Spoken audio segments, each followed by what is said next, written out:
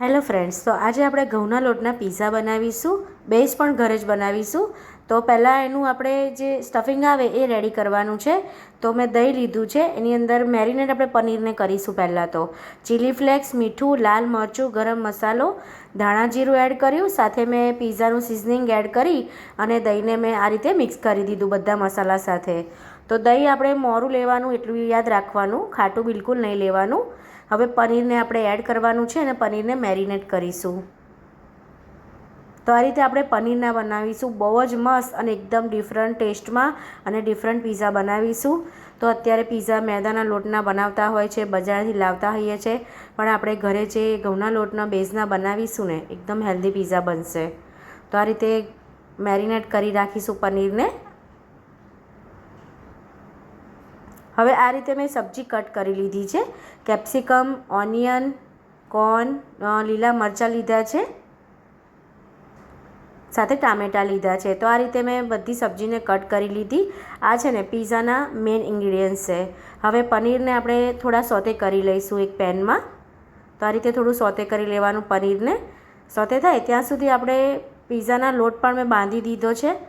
તો પીઝાના બેઝ જે ઘઉંના લોટમાં બેકિંગ પાવડર, બેકિંગ સોડા, ખાંડ, ચીલી ફ્લેક્સ અને ઓરેગાનો મેં એડ કરી અને પીઝાનો બેઝ આ રીતે તૈયાર કર્યો છે.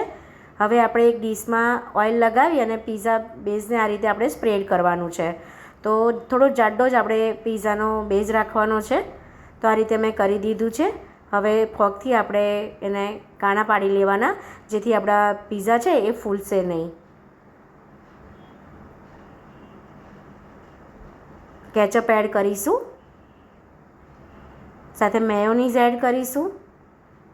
જે ગાર્લિકવાળું મેયોનીઝ આવે છે એ, સાથે બીજું મેયોનીઝ એડ કર્યું છે. આ મેયોનીઝ મેં ઘરે બનાવ્યું છે, જે વ્હાઇટ કલરનું છે. કાજુથી મેં મેયોનીઝ બનાવ્યું છે. હવે આપણે બધું સ્પ્રેડ કરી દઈશું. હવે જે સબ્જી છે એ આપણે એડ કરી દેવાની. આ રીતે ઓનિયન એડ કરીશું પહેલાં.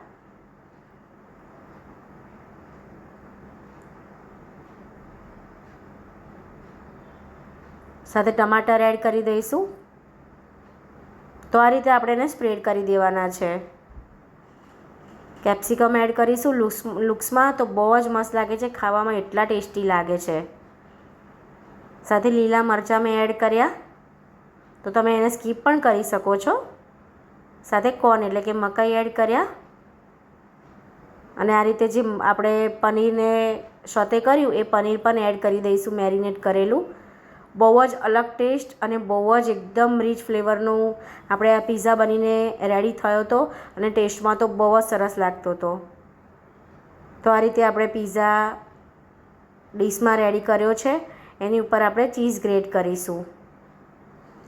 તો જેની પાસે ઓવન ના હોય તો આ રીતે, હું આજે ઓવનમાં નહીં બતાવું, આજે હું નોનસ્ટિકમાં બનાવવાની છું.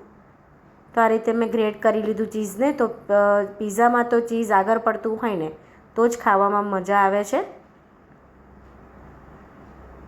આ રીતે ફરી મેં ઘરે જે મેયોનીઝ બનાવ્યું હતું એ મેં ફરી એડ કર્યું થોડું આ રીતે.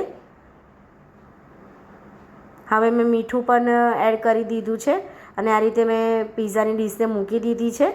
તો મીઠાને આપણે ઓવન ના હોય તો આટલા વાસણમાં તમારે હીટ થવા દેવાનું 10 મિનિટ સુધી, અને પછી એને 35 મિનિટ સુધી આપણે એને લો ફ્લેમ પર રાખવાનું છે, 30થી 35 મિનિટ. તો 35 મિનિટ પછી તમે જોઈ શકો છો કે પીઝા આપણા બનીને બિલકુલ રેડી થઈ ગયા છે, એકદમ ગોલ્ડન બ્રાઉન અને એકદમ સરસ. Thank you so much.